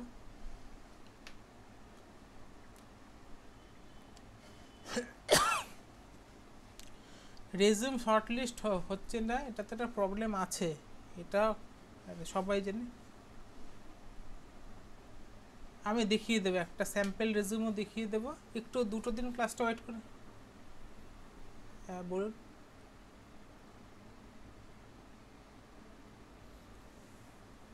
হ্যাঁ আপনি ট্রাই করতে পারেন, কিন্তু এই সিনারিওটা আমি বলছি, ওয়ার্ক ফ্রম হোম কেন হট করে কমে গেছে এই বছর থেকে, যেহেতু সব কোম্পানি খুব স্ট্রিক্ট পলিসিতে এসে গেছে যে ওয়ার্ক ফ্রম অফিস করতেই হবে, যেহেতু অনেকে ওয়ার্ক ফ্রম হোমটাকে মিসইউজ করে, সেই জন্য স্ট্রিক্ট পলিসি এসে গেছে যে অফিস তো আসতেই হবে। ওয়ার্ক ফ্রম হোম দেওয়া হয় কোন কোন ক্ষেত্রে, যারা আমাদের মতো এক্সপিরিয়েন্স হয়ে গেছে তাদেরকে একটা দুটো দিন দেওয়া হচ্ছে। কিছু কোম্পানি যেমন ইনফোসিসে এখন করেছে যে সপ্তাহে দুটো দিন ওয়ার্ক ফ্রম হোম করতেই হবে, আর মোস্ট অফ কোম্পানি এখন ওয়ার্ক ফ্রম অফিস চলছে। এটা কোম্পানির উপর ডিপেন্ডেন্ট, এটা কারোর হাতে নেই। কালকের দিনে কোম্পানি যদি আবার ভাবে যে না না না বিল্ডিং খরচ বেড়ে যাচ্ছে, সবাই বাড়িতে কাজ করবে বাড়িতে কাজ, আপনি চুজ করবেন ওইভাবে, নিগোশিয়েট করবেন। আপনাকে বলেওছিলাম যে কী কজ দেখাতে, যে আপনার বাড়িতে ফ্যামিলি প্রবলেম আছে, এসব দিয়ে চেষ্টা করবেন যতটা আপনাকে ব্যাটেল করা যায়।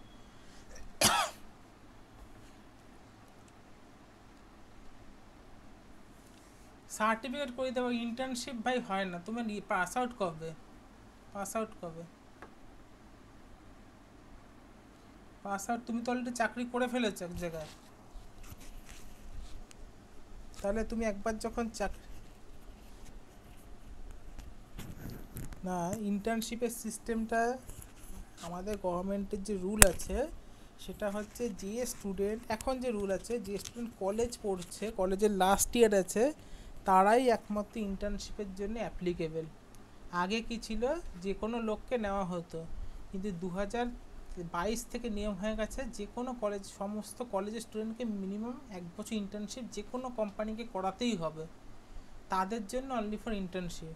ওয়ান্স ইউ এমপ্লয়েড, তুমি যেহেতু একবার এমপ্লয়েড হয়ে গেছে, তোমার কাছে গভর্নমেন্টের ডেটা আছে, তুমি আর ইন্টার্নশিপ তো কখনো করতে পারবে না। তোমাকে পিএফ কাটে তো তোমার, পিএফ যখন একবার কাটেছে তুমি হচ্ছে you are entitle for the full time employer, তোমার আর ইন্টার্নশিপ হবে না কথা। আর তোমাকে কথা ফুল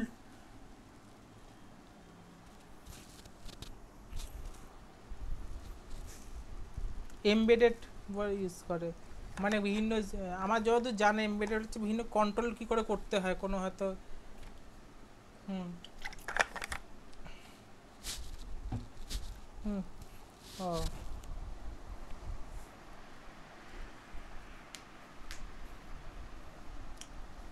ঠিক আছে, যতটা শেখো, আর অ্যাপ্লাই অবশ্যই করতে থাকো। অ্যাপ্লাই এখন থেকেই মানে এপ্রিল মিডিল থেকে শুরু করে, এপ্রিলে এখন এই মুহূর্তে করা এটা 15 তারিখে পড়তে, এখন সব কোম্পানি ক্লোজিং চলছে, অডিট ফডিট চলছে, এখন সব কোম্পানি একটু স্থিত হয়ে আছে। এবার দিতে দিতে দিতে একটা দুটো যদি কল আসবে, কল প্রথমে না আসলেও আসবে, আমি রেজুম দেখিয়েও দেবো। হ্যাঁ দেখিয়ে দেবো। দেখিয়ে দেবো। আর কল যদি আসে অবশ্যই হবে, যাবে। আর একটু চেষ্টা করে কগনিজেন্টের ওয়েবসাইটটাকে ফলো করতে। কগনিজেন্ট কিন্তু মাঝে মাঝে ওয়াক ইন্টারভিউ নেয় পাওয়ার বিআই এর ক্ষেত্রে। অবশ্যই কগনিজেন্টের ওয়েবসাইটটাকে মানে বুকমার্ক করে রাখবে, ধরো পার ডে খুলে রিফ্রেশ মেরে দেবে, কখন নকরিতে আসবে দেখতে যাবে না, রিফ্রেশ মেরে দেবে যে কখন আসছে। ওরা ইউজুয়ালি নিউ টাউন অফিসে, আর পাওয়ার বিআইতে কিছুদিন আগেও হয়েছিল, লাস্ট আমাদের নভেম্বরে।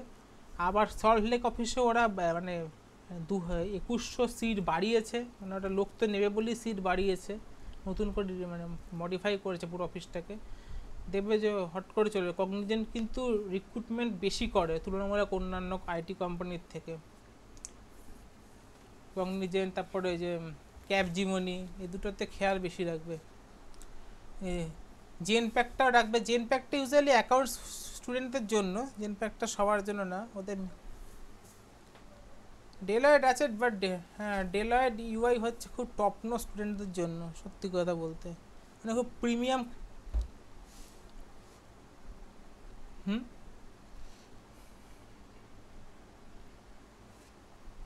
ও আসবে ওটা তো তোমার অটোমেটেড সিস্টেম, তুমি করতে থাকবে, দেখো করতে থাকবে, যেদিনকার যদি দরকার যদি পড়ে দেখবে হট করে চলে আসবে। আমার এসেছিল, আমাদের সামনে তো ওয়েবসাইট ফেসে ছিল না, আমি হট করে একদিন উইপ্রোতে, মানে ফার্স্টে উইপ্রোতে ইন্টারভিউ দিয়েছিলাম, তো উইপ্রোতে জয়েন করা যাবে, ততদিন আমি এখানে তারপর পেয়ে গিয়ে জয়েন করে গেছি।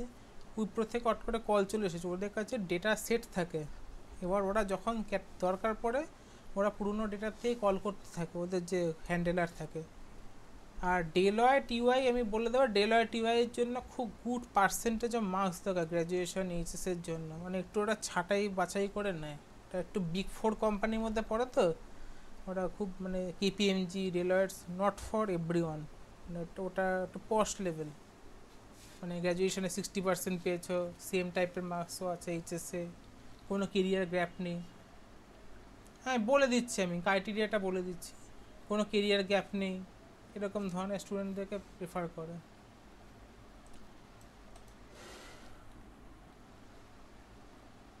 কেরিয়ার গ্যাপ হচ্ছে তুমি কলেজ থেকে বেরিয়ে তুমি জব ঢুকে গেছো, বসে বসে বাড়িতে থাকলে হবে না ওদের কথা মতো, তুমি বসে আছো সরকারি চাকরি প্রিপারেশন নিচ্ছ বা যাই করো হোয়াট এভার, এইগুলো ওদের কাছে তার মানে তুমি হচ্ছে আনপ্রোডাক্টিভ নেচার হয়ে যাও, তুমি তার মানে প্রোডাক্টিভ না, জিল টু ওয়ার্ক।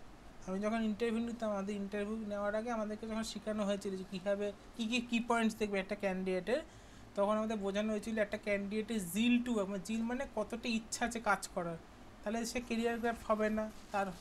দেখো সত্যি কথা বলতে সবাই জানে যে চাকরির মার্কেট খারাপ, চেষ্টা করলেও 100% লোক জীবনে চাকরি পাবে না, এটা তো মিথ্যা মানে সত্যি কথা, কিন্তু এটা কর্পোরেট এইভাবে রুলস করেছে বিভিন্ন কোম্পানি যে একজনকে চাকরি ছেড়েই, মানে চাকরি ছেড়ে কলেজ কমপ্লিট করে চাকরি জয়েন করতে হবে, চাকরি ছাড়ার মধ্যে কোনো গ্যাপ থাকা যাবে না, মানে একটা জায়গায় ছেড়েই জয়েন করতে হবে, কোনো গ্যাপ থাকবে না। প্রাইভেট কোম্পানি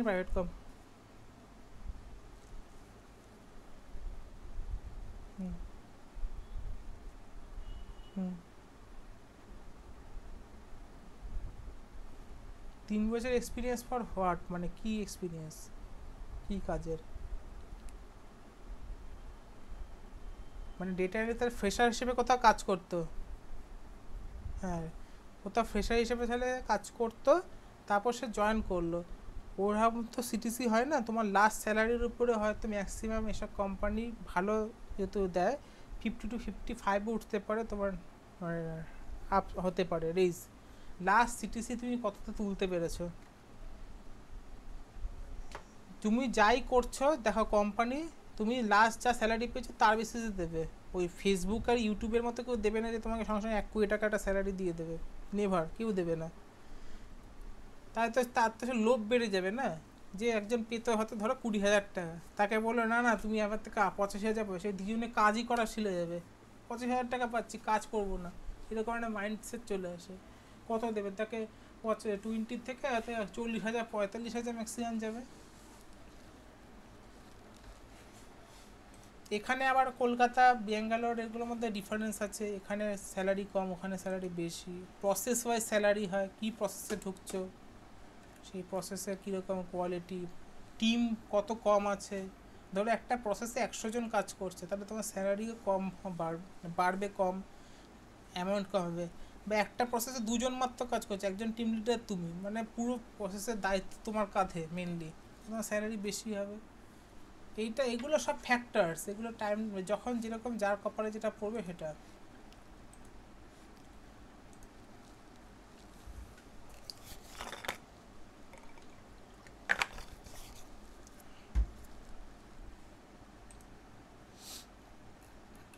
এই যে ফাইলটা প্র্যাকটিস ফাইল 9/9/2022, এই ফাইলটাই পুরো আপলোড করে দিচ্ছি, 234 MB সামথিং সাইজ আছে, পুরো ডাউনলোড করে দিতে পারো। ওখানে সব দেওয়া আছে, সমস্ত ফোল্ডার ওয়াইজ ফাইল দেওয়া আছে। ধরো ডেক্সেই যাচ্ছি, আচ্ছা এতে টাইম অনেক কমে গেছে, ধরো টেক্সট ফাইল এক্সেল ফাইলে যাই, জাস্ট আর দেখাচ্ছি। কালকে যেরকম 10:30টা ক্লাস আছে সেখানে দেখাবো, ক্লাসের স্কুলটা আমি দেখাবো। ওখানে দেখছেন একটা বেসিক ফাইলে দেখাচ্ছি, যেটা পাওয়ার বিতে দেখেছিলাম এখানে দেখাই। অনেকে ভাব যেহেতু পাওয়ার বি এর এটা আলাদা। আর একটা কাজ করতে পারো, যদি কোনো স্টার্ট আপ পাও, স্টার্ট আপে ঢুকে যাবে। স্টার্ট আপ হচ্ছে সবচেয়ে ভালো গ্রোথ করার জন্য। কোনো স্টার্ট আপ যদি ঢুকতে পারো, ইসপ নিয়ে নেবে। ইসপ হচ্ছে এমপ্লয় শেয়ার যদি দেয়, কারণ কি প্রথম থেকে কাজ করলে সেই কাজের মধ্যে অনেকটা গ্র্যাপসও থাকে, অপরচুনিটি বেশি থাকে। আর আমরা যেসব কাজ করি সেটা হচ্ছে সিস্টেম ওরিয়েন্টেড ওয়ার্ক। এই কাজটা 10 বছর আগে কেউ করতো, 10 বছর পর আমি করছি, আমি দিন কাজ ছেড়ে যাবো, রিটায়ার করে যাবো, হোয়াট এভার যাই হবে, আমার পরেও কী করবে, সিস্টেম ওরিয়েন্টেড ওয়ার্ক বলে। তো এই জিনিসটার পাওয়ার বিয়ে জিনিসটা কি সেম? প্রিয়াঙ্কা ম্যাডামকে জিজ্ঞেস করছি যে এই পাওয়ার কোয়েরিটার আর পাওয়ার বিয়ে কি সেম?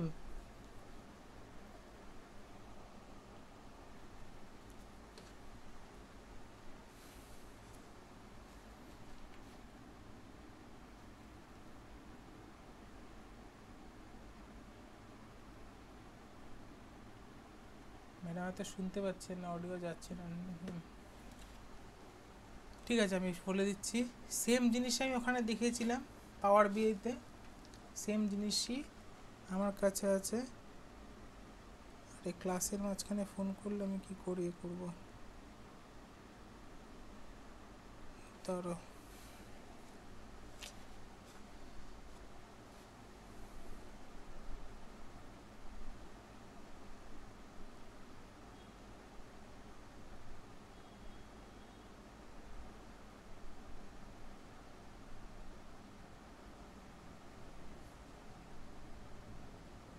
একটা মিনিট।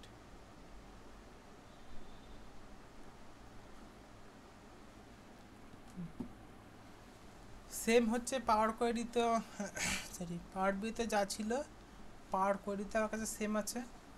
তো সেবক তো বলতে হবে জানি, আমি সুমনকে জিজ্ঞেস করছি।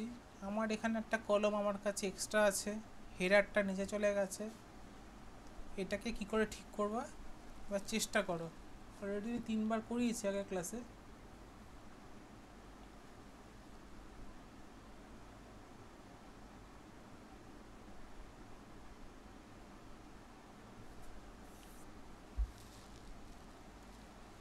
এখানে কলম 1 কলম 2 কলম 3 দেখাচ্ছে, আসল হেডারের নাম আছে আমার এখানে। সেবক তো পারবে আমি জানি।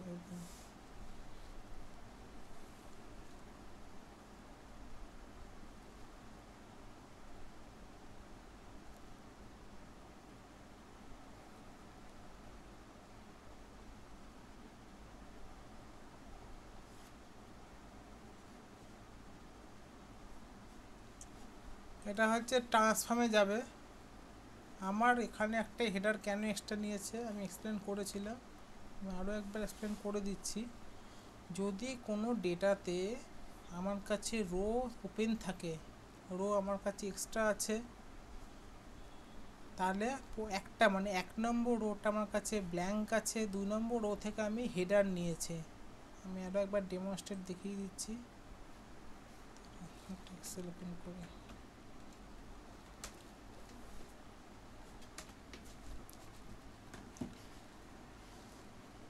ধরো আগে এটা দেখিয়ে নেন, বন্ধ হবে না।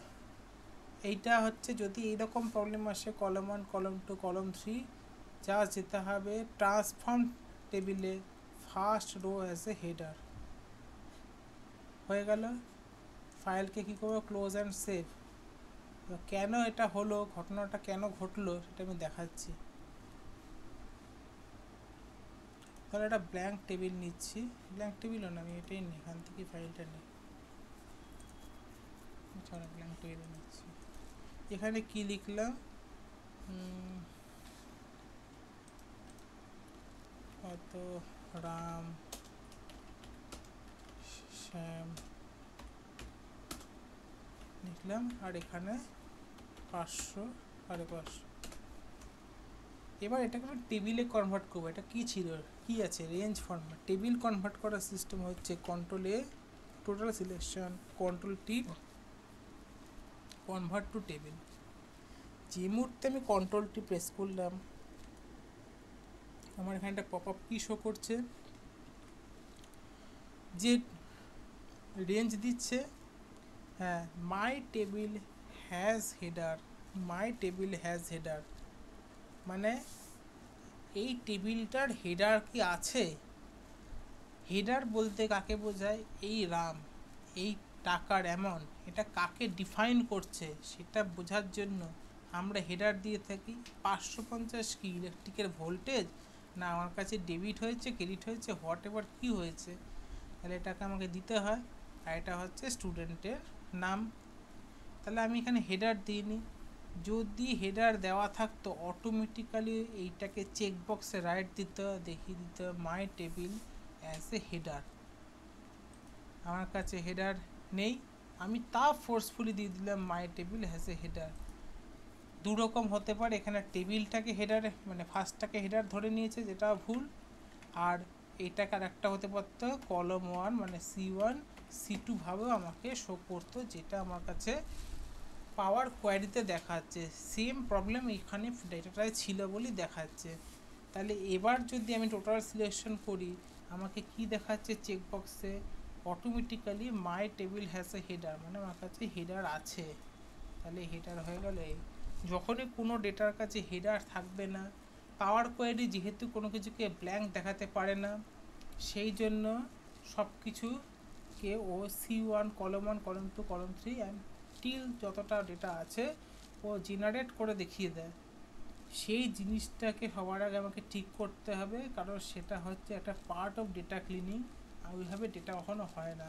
এটা ঠিক করতে গেলে, যেহেতু পাওয়ার কোয়ারিতে ডিলিট করা যায় না কোনো জিনিসকে, আমরা যেভাবে ডিলিট করি এক্সেলে, my table has header first হয়েছে হেডার করতে হবে ট্রান্সফর্মে। এটা কিন্তু 3বার হয়েছে, তুমি কিন্তু পুরনো ভিডিও অবশ্যই দেখবে, প্র্যাকটিসে কিন্তু কম আছে, এগুলো অলরেডি অনেকবার করিয়েছি। এক মিনিট ধরো,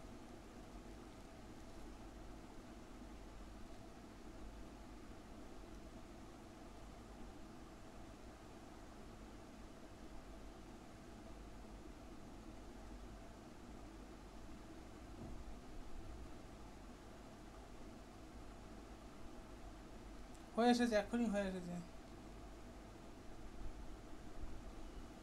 আমারও গলাটাও শুকিয়ে গেছে।